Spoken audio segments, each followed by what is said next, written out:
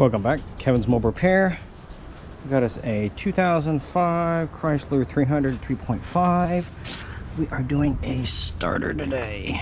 This one's a messy job. So, first things first, you will want to disconnect your battery, of course.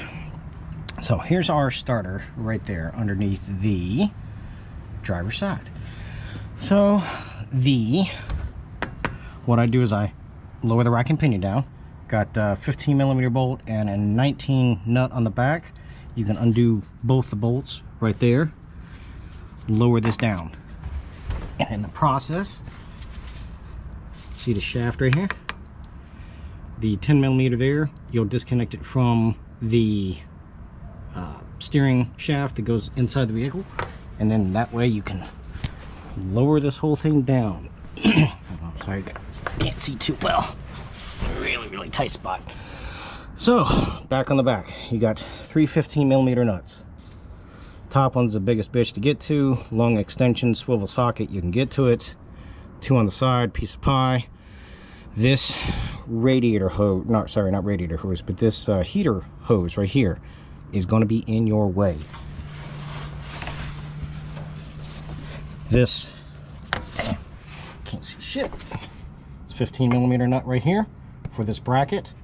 Once you take this loose, the other one is on the mounting for the starter side. This whole hose right here just moves very freely. You're able to get it out of the way to sneak the starter past this area right here.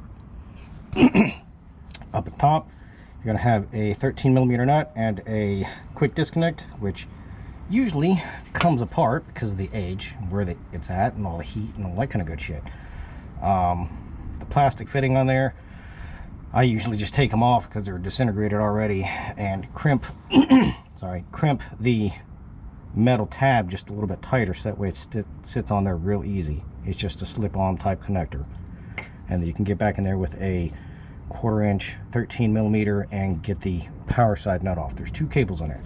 When it's going back together, you want to be careful. Make sure that where it goes, you do not make sure it's touching any of the metal, the heat shield, the exhaust, stuff like that. So when you tighten it up, make sure there's nothing touching before you hook that battery cable back up. Otherwise you'll have a rather shocking experience going on. But that is it for this. This should take about an hour and a half.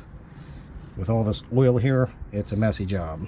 But any questions or comments, please feel free to let me know.